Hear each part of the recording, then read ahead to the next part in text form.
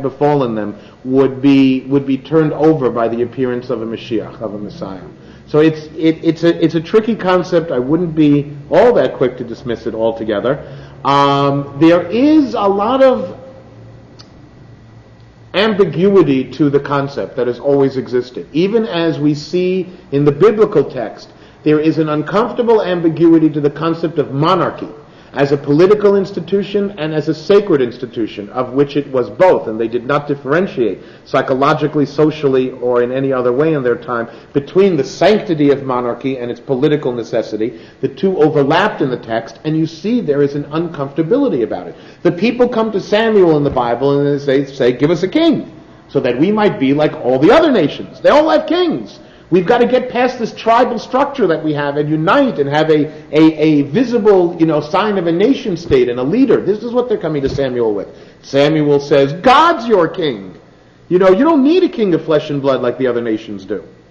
And then there is the prophetic encounter in the book of Samuel between God and Samuel, where God says to Samuel, they haven't rejected you, it is me they're rejecting. So God seems to be in line with what Samuel is thinking. And then God says to Samuel, give them a king. We read in the Torah, when you come to the land that I have promised you and you have been given rest from all your enemies about, Som tasim alecha melech. You shall surely place over yourselves a king. Then comes the time after Saul is established as king, and Samuel proclaims that he will renew the monarchy. This is one of the haftarot we have, and he has this beautiful line in there, and he says, come and see, he's showing Saul to the people, he says, come and see the king whom you have chosen, and see that God has set over you a king. Beautiful statement, incredibly self-contradictory. Don't you either get one or the other? Don't you either get the king who you've chosen or the king that God has set over you? At once Samuel is proclaiming both the concept of a democratically elected government and the divine right of a king. In the same breath, he's speaking both. How profound this contradiction is, and yet in the Jewish mind it is not a contradiction. It is our view of the universe. Everything is a little of us and a little of God. Everything is a partnership. Just this concept of Rosh Chodesh is one of those ideas. The moon will come and go no matter what we do. But when we witness the moon, which was originally how Rosh Chodesh went, Adim would look up in the sky, see that the sliver had disappeared, and report this to the Sanhedrin, who would proclaim a new moon. Now we have a fixed calendar, but the court would proclaim it. There was this tremendous human involvement in a cosmic event. The cosmic event's going to happen no matter what. The human involvement is to make us partners with God.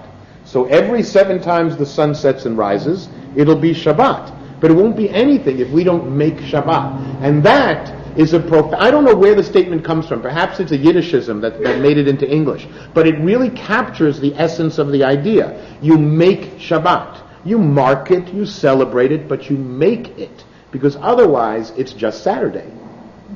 It's just Saturday. It's just another day. God makes the sun and the sun set and rise. We have to make this day Shabbat. There is this concept of partnership in all these things. So, there is a king that we have chosen, and God has set over us a king. As contradictory as that is, we live with that somehow as a concept. That we take control of our destiny, and simultaneously God is in control of all things. 2 nights ago at the board meeting, the Devar Torah that I gave there was, in the coming Parsha, the Urim and Tumim. The Urim and Tumim are a breastplate that the high priest wore. It had 12 stones upon it. One of the uses of the Urim and Tumim, for those who took the course Jews at War, was it was consulted in biblical times before we would go to war. But it's an odd consultation. If in the Gemara, in the Talmud, in the tractate, I think it's Kedushin, but I wouldn't put cash on it. You all know the difference. Check me on it. I think it's Kedushin. But anyway, the Talmudic description of the Urim and Tumim is, the process of going to war was, the Sanhedrin had to decide, based on their scholarship, was the war permissible religiously? Because there's Milchemet Mitzvah, there's ordained war. That is our concept of jihad. We have that concept in our history. Milchemet Mitzvah. Literally, those are the two words of milchama, war, and mitzvah, a commanded war, a jihad. We also had milchemet rishut. You don't have to go to war, but it's permitted to.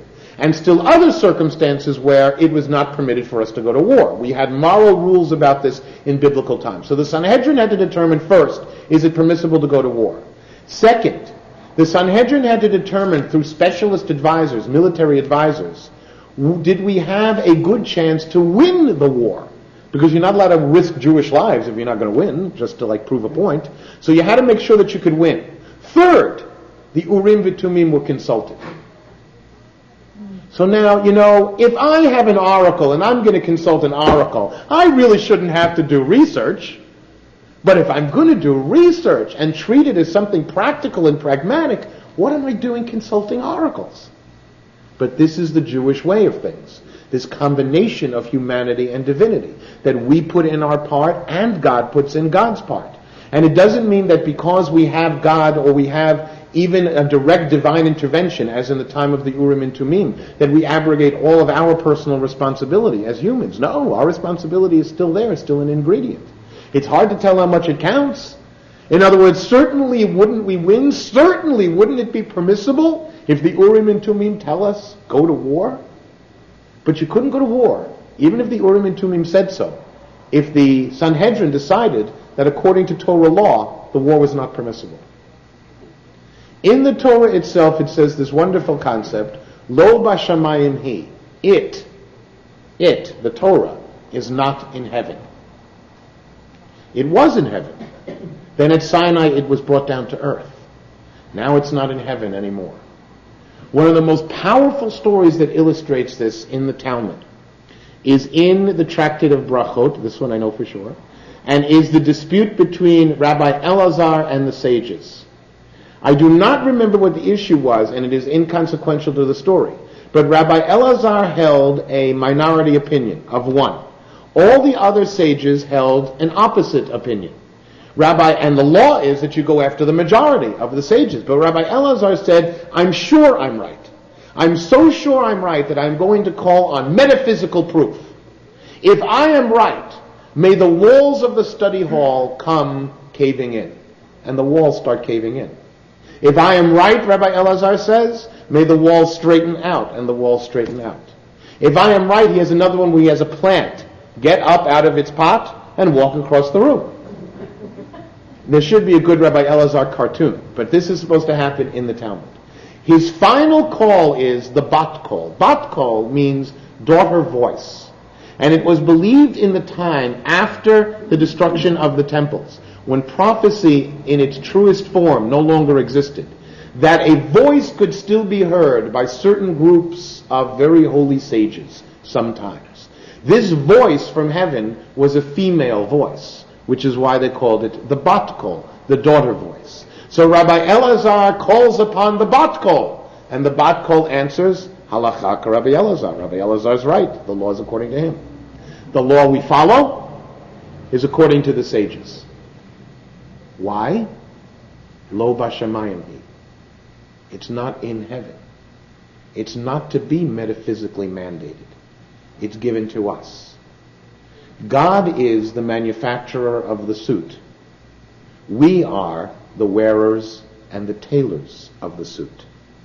We have to mess with it, fit it, take it out, take it in, lengthen it, shorten it, whatever it is that we need to do to make it fit and not bind us in and keep us moving.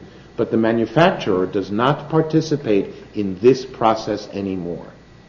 We believe that God is intimately involved in our lives and its events, as the Amida shows, but not in the development of Judaism. Judaism is left for us to develop.